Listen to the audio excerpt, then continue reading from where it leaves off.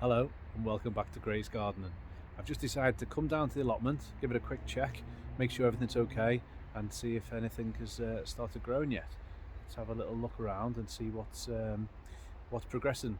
I am like a bit of a kid, an excited kid at the moment, ever since I started creating this channel, which was only a week ago, and I've only done 2 videos so far.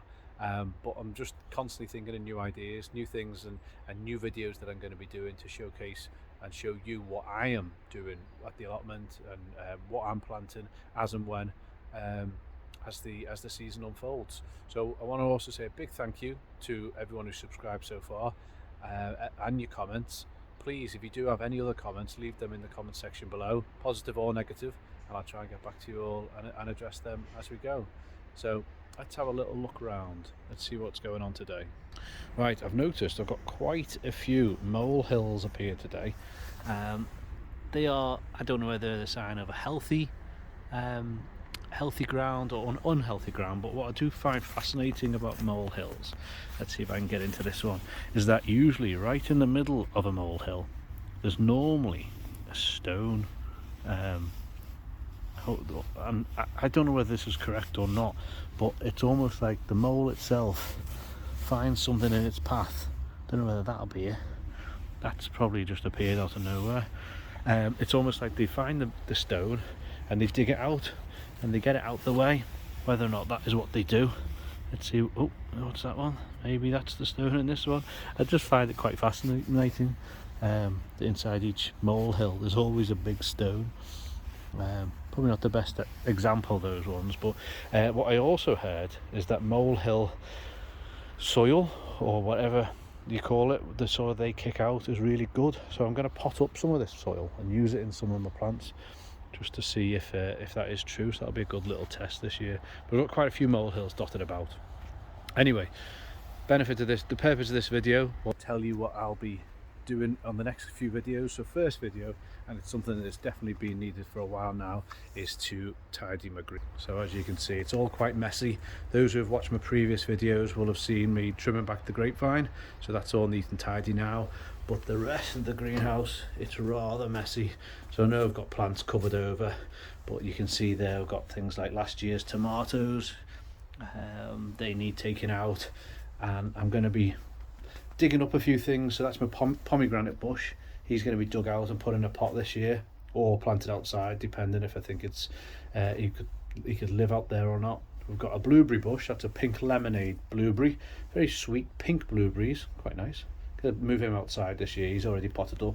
But next to him is another blueberry, just your normal variety. I think I'll leave him in the ground inside the greenhouse, just to give that extra protection and the warmth that the blueberries like.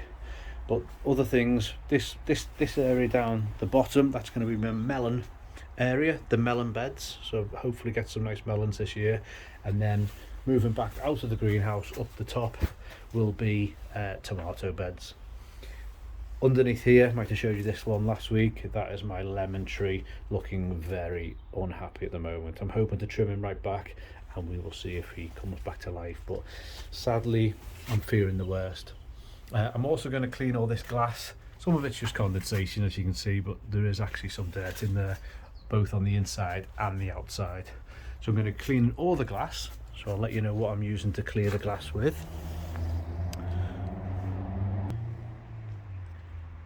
Okay, so also behind me now is the raised beds, and as you can see they are in a bit of a mess.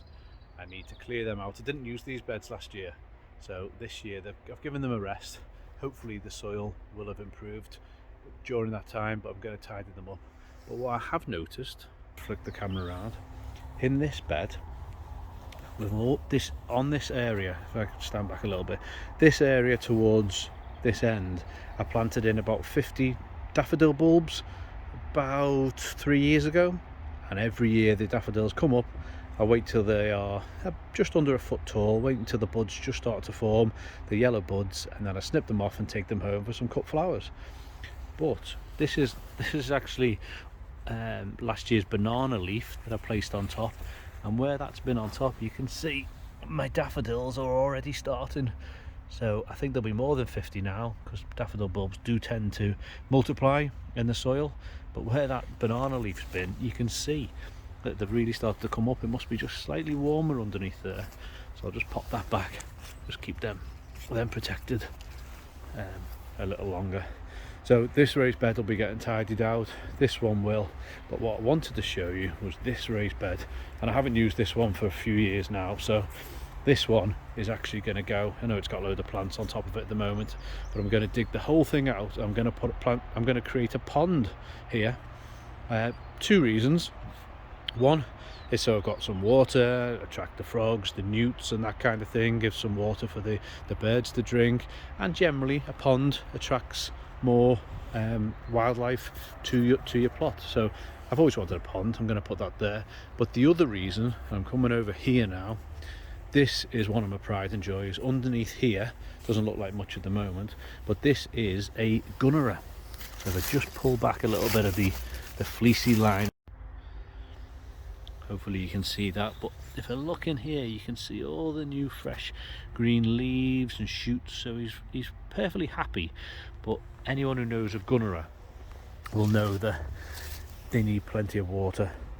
They like their feet to be in water, hence why I've got the big pot, but sitting in a bowl of water. So throughout the summer he would generally just have his feet in the water at all times. So I'm going to plant him right next to the pond, and hopefully I'll be able to train the roots into the pond so he will be nice and healthy and feast upon the pond water, which is my plan. Okay, so I'm just going to have a little check on the other plants right now and see if we've got any more growth. First off, we've got my pear tree, and if it will focus, you can see the buds are just beginning to form. Got a while off yet before we get any significant buds on there, but the one that does tend to flower into blossom and bud first is the apricot tree. I did mention this in my first video, the fact that I got an abundance of apricots, first year I've ever had any apricots, and they were absolutely delicious. Probably the size of a tennis ball, some of them. Really sweet, really juicy, and this is known as the apricot early. So if it will focus, I don't know whether you can, I'm gonna have to work out how to focus that a bit better, but on here there is lots of buds. Here we go. Lots of buds just beginning to form, and it won't be long until they are in full whitey pink blossom. And if we get the right weather, we should hopefully get the mini apricots starting in the next 2 months maybe.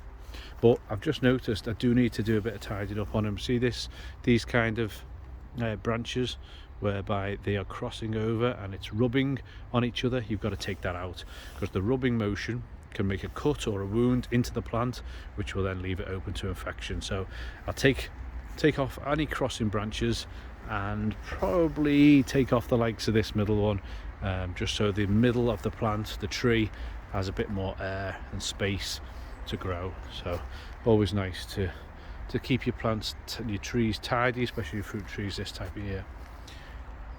I've actually just bought some new plants as well that hopefully I'll be able to do a video on this weekend. So I bought 2 new kiwi vines. I've got one established kiwi vine at home. I'm going to be digging that out and bringing it down here, and I've bought 2 new ones because the one I've had for years has never given me any kiwis, and I've been told, despite the fact it's meant to be self-fertile, you do need 2 kiwi vines. So I've bought 2 more, so I'll have 3 altogether. I've got 2 kiwi Jenny variety, and one which is it looks like a kiwi but without the fairy brown skin on it. It's just pure green, so that's going to be interesting. I can't wait to plant that in and see if we get some plants. And I think if I just come behind me, I'm going to plant it just down there, just in front of this corrugated iron fence, because I get the sun behind me. The sun, whether you can see that, the sun comes up here and goes right the way, and this area will be in the sun most of the day, and it'll be protected by the corrugated iron fence, so it'll stay nice and warm and protected, and hopefully get some nice peaches to go with the apricot tree. Another thing I want to do, don't know whether I'll have time to do it this weekend, but there is all my raspberry canes. There's some old dead ones from last year, there's some new ones, there's Loganberries, there's Tayberries. Like, I was looking at this before, this has gone absolutely ginormous. So I need to trim these back, I need to put them somewhere. I think I'm going to move them as well. I'm going to move the raspberry bed to somewhere else because it's just a bit difficult to get to, and I'm going to put that somewhere much more easily accessible. Okay, so as I say, I just wanted to do a quick video to show you what I'm up to or what my plans are this week, and I'll get those videos out. If I can get 2 or 3 more videos done this week, I will do. I'm playing around with the editing software all the time, so I'm going to try my best to do some stills, some photos, and also show you what the allotment looked like when I first took it over 7 or 8 years ago. It was a complete jungle. You couldn't get through the door. There was a greenhouse, a wooden greenhouse, which was only held together by the old grapevine that was inside. It all rotted, so I've had to clear it all. I'm going to try and show you some before pictures and some pictures from the summer just gone, of the allotment in its full glory. So I'll play around with the editing and get those in the videos. I want to try and put some music on and that kind of thing, and I want to play around with some YouTube shorts, being told to try them. However, that might be a step too far at the moment.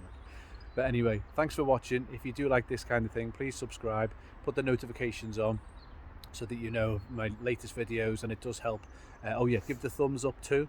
It helps the YouTube algorithm to push this out to fellow gardeners, fellow allotmenteers, and we should hopefully be able to share this little journey together.